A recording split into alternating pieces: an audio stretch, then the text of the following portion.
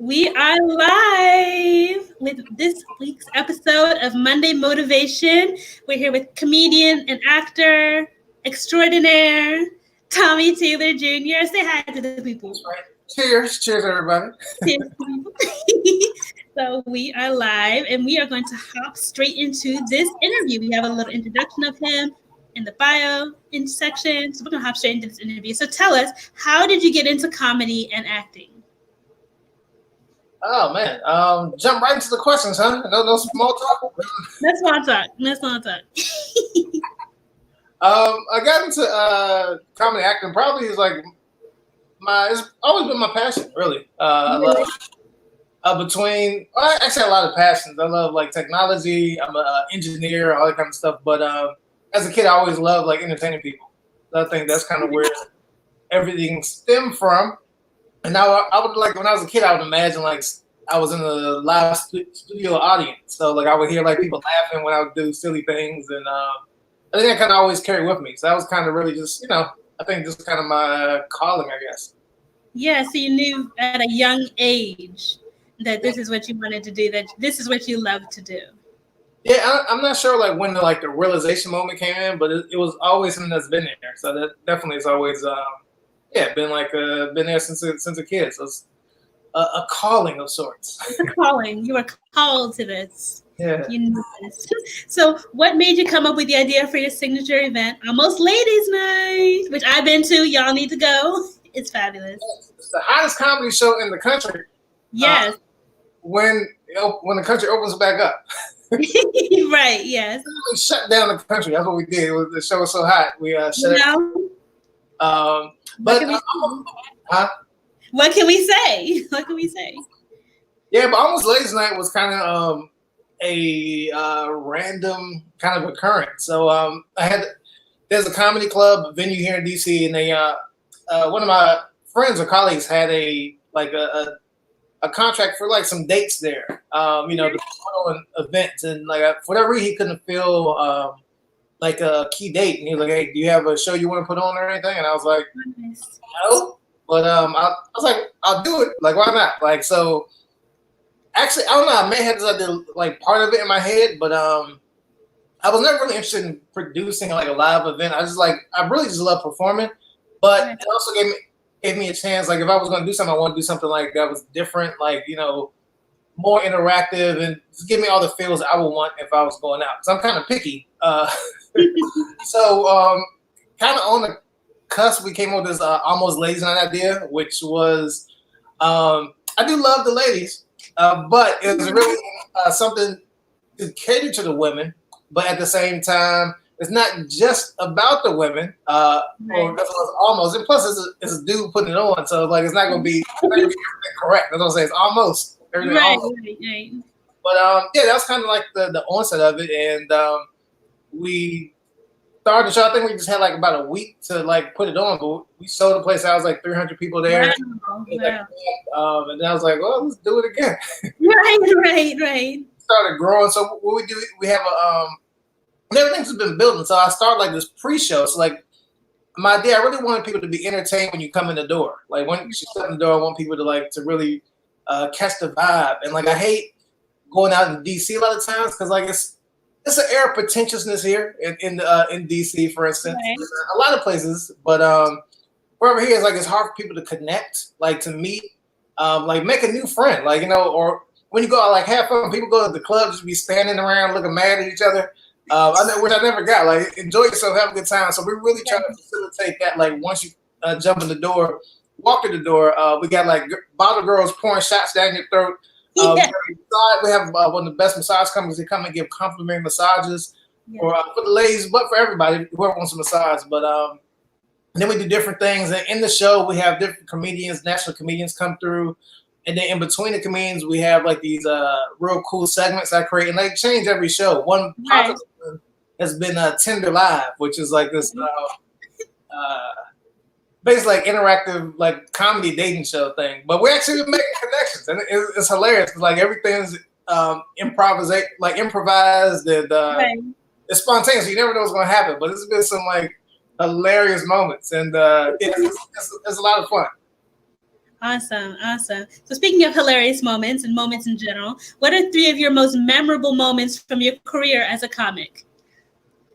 Oh man, this is a real interview. Yes. Three of my most memorable moments. I would say probably my first time doing stand up. That's always Okay. something that stands out to me. Um, I don't know. I've met so many like I guess I hate to say idols, but people I really look up to and admire in comedy. Right.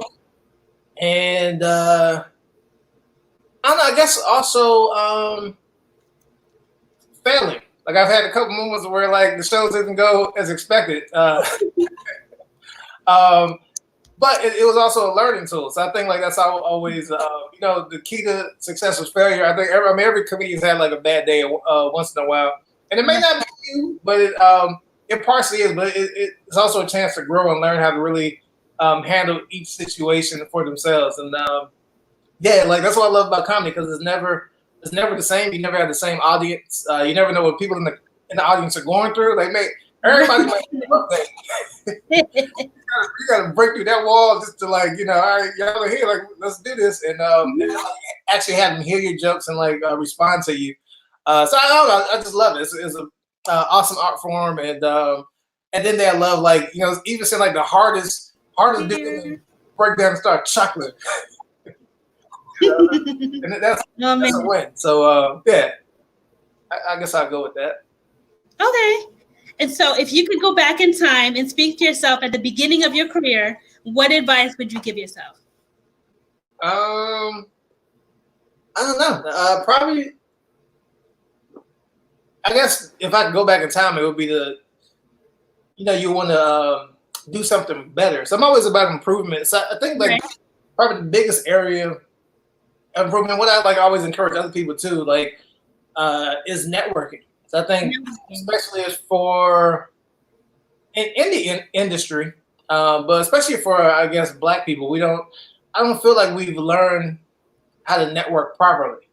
Well, I think that's a big thing. I'm also like a business. I got my master's in business too, so that's always the business side of things is always big to me. But networking is key, and that's one thing that doesn't necessarily come naturally to me. Okay. I don't like particularly the network. I mean, I do. I just don't like the process of like reaching out to people because I never want to feel like I was like needy or like we're trying to like use. Right. I would rather like present myself. Hopefully, they'll come to me. But at the same time, you do have to go out and be proactive and like reach out to people and do different things. But when you have like talent and skills and things like that to offer, like a lot of people don't. So like I think that's where the difference is. So some people just want stuff or like want that network just to have it, but they don't have anything to offer. But that's always been a struggle. So I'm always trying to get better at networking and like politicking and things like that. But I always want to do it in an organic, natural way. But yeah, so that nothing forced. Yeah, but sometimes you do have to force. You have to go like shoot your shot. So that's like advice to my younger self. Just like shoot your shots. Like just go for it. All right, that sounds good. So I'm kind of switching topics a little bit. What encouragement would you like to share with those who are going through during the season of the pandemic? I don't know. I need somebody to encourage me. Well, here giving encouragement. No, actually, like the whole pandemic. Fortunately, I don't have any family or like loved ones who have contracted or come down with it. Knock on wood. Hopefully, that's a blessing. Yeah, but I don't know. It's just kind of like the situation. For any situation, I always like enjoy the moment. And even though it's a rough time, they were like, "There's advantages in this time period that you would never have in other time periods."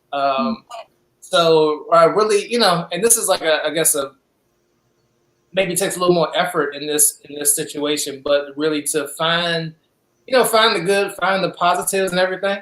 I was watching the Last Dance last night. Michael Jordan's dad was saying like find the positives and stuff. But I think that's true. Like you look because again like this moment right here, like you have the opportunity to do things you may not have the opportunity to do ever again. Like most people not everybody, but most people are forced to be at home. You got like all this free time. If nothing more, you can rest. I know people getting sick and tired of resting, go exercise, like learn something, do something, connect with, with people a little bit deeper. Evaluate yourself. I mean, just take advantage of the time and opportunity that we have here. And that's really what I've been trying to do. And I'm also kind of a loner. So I like isolation. Not all the time, but I do like being by myself. And like, just gives me time to do what I want to do. So I mean, make the most of it. I've been doing yard work. I've been learning new skills. I've learned how to whittle. I don't even know how to whittle. I'm gonna learn how to make a fire. Oh, that's cool. Get some skills, man. Yeah. All right. We're coming down to our last couple of questions. And so we kind of talked a little bit already about how COVID-19 has affected you personally and how you're starting to how you've been staying encouraged. You've been moving, you've been learning, you've been building. And that's kind of like what this process is all about for all of us, each of us. Not all of us are going to be able to be there at all times, but we should be taking the opportunity to grow our skills and, take advantage of every opportunity to grow in general, whether it be mental health wise, as May is Mental Health Awareness Month, or, like you said, learning a skill. So to end our interview, what words would you like to leave our audience with to close out this episode of Monday Motivation? What words? What words would you like to leave us with? It could be a joke. It could be anything. What words would you like to leave us with? I don't know. Find something to laugh about every day, man. Like enjoy each day, because we never get these moments again. Like the time we have this next second, like is like live in the present, live in the moment. Try not to worry too much. Don't get stressed out, man. And as a comedian, that's the one thing I really like. It kind of hurts not to be able to get on stage and perform. Yeah. Because that's also like a, in a way, therapy for me. Like you get to get stuff out, like get to interact, and I just love like that connection with people through like comedy and through art. Because comedy is something that you comedy is something that you don't think about. Like you either laugh or you don't. So like it's a real organic, like intrinsic connection with people. So and then you lift people's spirits. And so yeah, I would just encourage people to figure out a way, you can lift your own spirits. Like log on to some, these online comedy shows, like watch the clips, live, laugh, and make the best of it. There you go. Speaking of online comedy shows, how can we follow you on social media, and tell us about your IG live version of Almost Late? Yes, we gotta take a collection and get you some internet. I don't know if are you still here?